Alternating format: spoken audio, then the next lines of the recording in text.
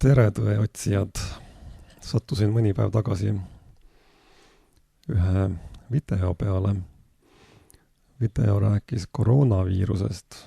Tegemist oli ingliskeelse videoga. Ja seal soovitati sisestada Google otsingusse new cases ehk uued juhtumid ja suvaline kolmekohaline number. Ja paluti pöörata tähelepanu tulemustele. Kõigile kolmekohalistele numbritele leidub vaste isegi mitu. Mida see tähendab? See tähendab seda, et uudiseid saab välja mõelda. Veel täpsemalt, nad valetavad ja nad ei varja seda. Eks ole? Ja see ei ole saladus, sest need uudised ja numbrid on välja pandud selleks, et need leitaks. Kui eliit ei tahaks, et me need leiame või et me midagi ei kahtlustaks, siis me neid ei leiaks Google'ist, saate aru. Nad peavad kuidagi tõe välja ütlema ja nad teevad seda selles keeles, mida nad kõige paremini valdavad, numbrite keeles. Tõde on see, et kõik on pehmelt öeldes liialdatud. Uudiste koostamine käib käsikirja järgi ja numbrid on võti. See ei ole saladus. Ja see ei ole vandenõu. Vastupidi, nad tahavad, et me näeksime ja nad tahavad, et me teaksime. See on osa etendusest. Iseasi on see, kas statistid aru saavad, kuid see ei ole oluline. Nende ülesanne on info välja panna ja sellega nad on oma osa lepingust täitnud, kellega iganes neil leping on. Ainuke asi, enamus ei näe mustrit või enamust ei huvita. Inimesed räägivad ja mõtlevad sellest, mida neile ette söödetakse. No oletame, et te töötate kuskil kollektiivis. Te loete töö juures mingit uudist. Töökaaslane loeb samuti seda uudist ja lõunapausil te oletegi kenasti ühel lainel ning räägite täpselt samast asjast. Kas te olete asjast sama meelt või mitte, see ei ole üldse oluline. Oluline on see, et teile mõlemale on täpselt sama mõte pähe istutatud. Te ise arvate, et kontrollite oma mõtteid. Tegelikult teevad seda teised. Ja näiteks viimase 3 kuu põhjal võib isegi Eesti näite varal öelda, et nad teevad seda hästi. Vana hea nähtamatu vaenlane ja hirmutamine.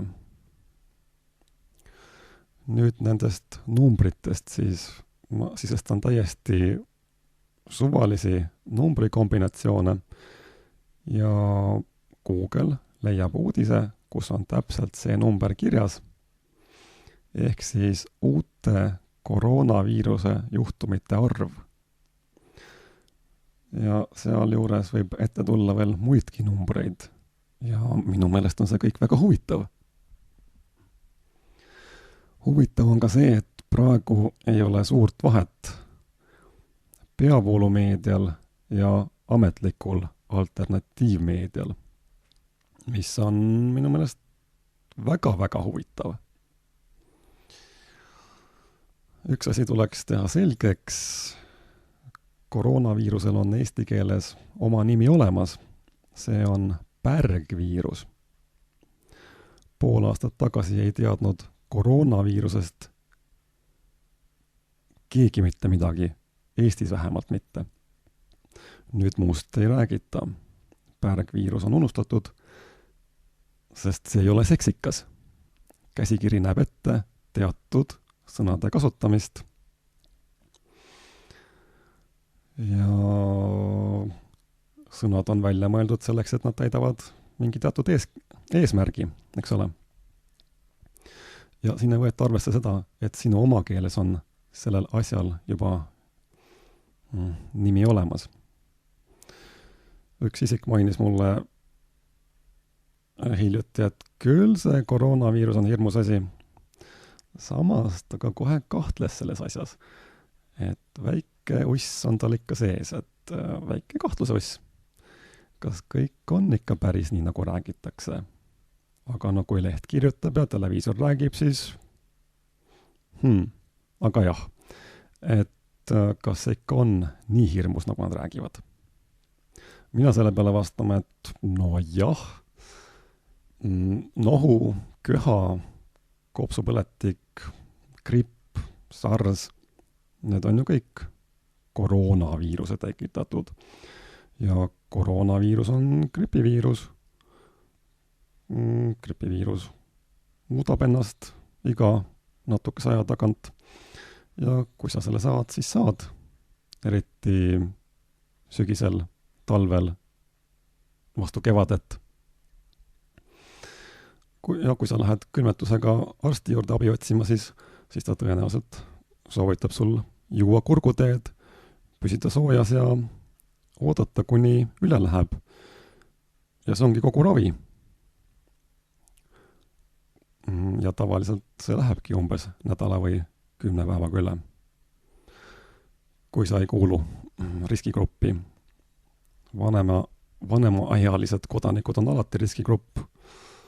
Olgu jutt missugusest haigusest tahes.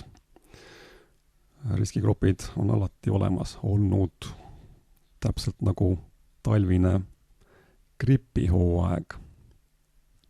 Ent jah, see on tõesti hirmus. Ega see meeldiv ei ole. Külmetushaigused on väga-väga vastikud. Tema selle peale, et ei, need asjad, millest mina rääkisin, on pärgviiruse tekitatud. Koroonaviirus on hoopis teine asi. Ja tõesti või?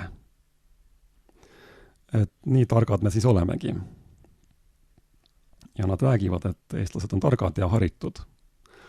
Noh, mis me siin eestlastest räägime? Siin ei ole enam ei ole mitte mingisugust vahet, kas on eestlane, venelane või lätlane või sakslane või ameeriklane. Mitte mingit vahet ei ole. Üks arengumaa kõik. Aga jah, kas te saate aru, mida ja kuidas nad seda teevad?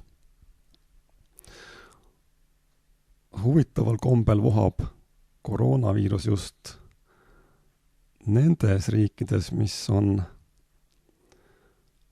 lääne edukaimad maad, kus näiteks hügieeniga ei ole kunagi probleeme olnud.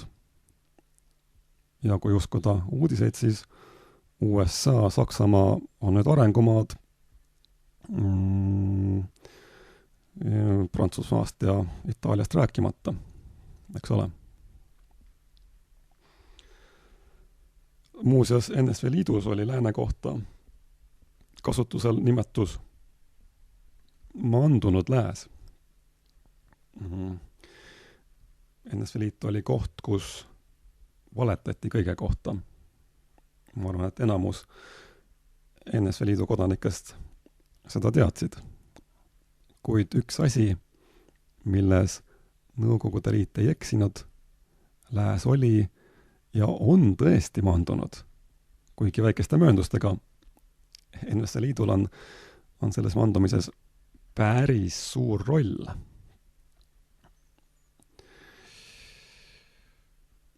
Huvitav on see, et Nõukogude Liidus sündinud ja kasvanud inimestele on võimalik taas puru silma ajada või siis mitte.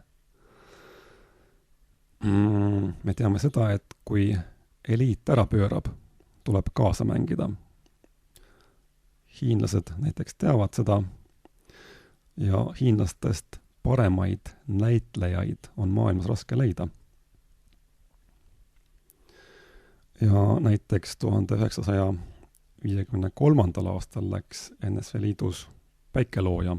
Jutt käib loomulikult suure isa. See on Stalini surmast. ja siis läksid inimesed kollektiivselt tänavale ja nutsid. Etendus missugune? Loomulikult olid väljas isikud, kes jälgisid, kas sa nutad ja kas nutt tuleb südamest.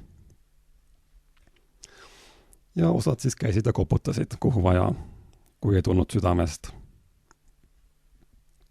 Ent samal ajal oli ka neid, kes käisid ringi sirge seljaga ja muigasid, et mida te nutate, te olete pääsenud. Sest hullemaks kui oli, ei ole enam võimalik minna. Nüüd tundub, et vanu häid aegu tahetakse tagasi tuua. Mina küll ei ole Stalini ajal elanud, kuid mulle on sellest räägitud ja ma olen selle kohta lugenud. Ja see, mis praegu toimub, on ju tegelikult kuulekuse ja alluvuse õppetund või kontroll või õppus, ma ei tea. 1941 või ka näiteks 1950. aasta Eesti näite varal. Et kõik see on juba olnud meil, mis praegu toimub. Ja muuseas, mida ütles see isik, kes mängib hetkel peaministri rolli? Mul ei ole sõnastus täpselt meeles, kuid mõte oli see, et eriolukorra lõdvendamine või lõpetamine sõltub sellest, kuidas inimesed täidavad uusi reegleid. Uued reeglid, mis need on? Mina arvasin, et tegemist on pandeemiaga. Ma ei saa aru tingimuste esitamisest. On pandeemia või ei ole? Kas see on läbi või ei ole? Jah või ei? Vastavalt sellele käitume. Ongi kõik. See ei ole ju vorst, millega kaubeldakse. Aga tuleb välja, et on vorst. Ta ju ütles selle ise välja. Minule 300 komitee meeldib, kuigi ma ei tea, kes nad on. Tõenäoliselt on nad targad inimesed ja kui me neid numbreid vaatame, mis mul siin taustaks jooksevad, siis saame aru, et neil on ka hea huumorimeel. Samas arvan, et see komitee peaks tulevikus hoolsam olema ja mõtlema, keda nad oma üritusele kutsuvad. Et igast kolhoosi esimehest ei saa illuminaati, no ei saa.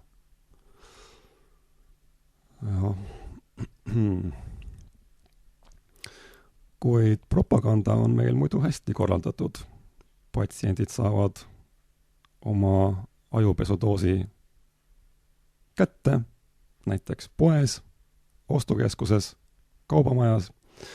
Mina kaalun poodi minnes kõrvatroppide kasutamist. Ma ei tea, mida teie teete. Kuid jah, toksige Google'isse numbreid ja leiate huvitavaid asju. Ja see ei ole Google'i reklaam. Ma üldiselt väldin Google'i tooteid. Kuid jah, nagu näete, mind meelitati lõksu. Ei ole olemas halba reklaami, nagu nad ütlevad. Kuid numbrid on sinna pandud leidmiseks, midagi nende numbritega ja uudistega toimub. Kas see on mustkunst või midagi muud, mina ei tea. Kõige kindlam on mõelda, et see kõik on juhus. Eks ole, või siiski mitte. Ei muud, kuulmiseni. Kui mu kanalit maha ei võeta guugeldamise pärast. See oleks huvitav.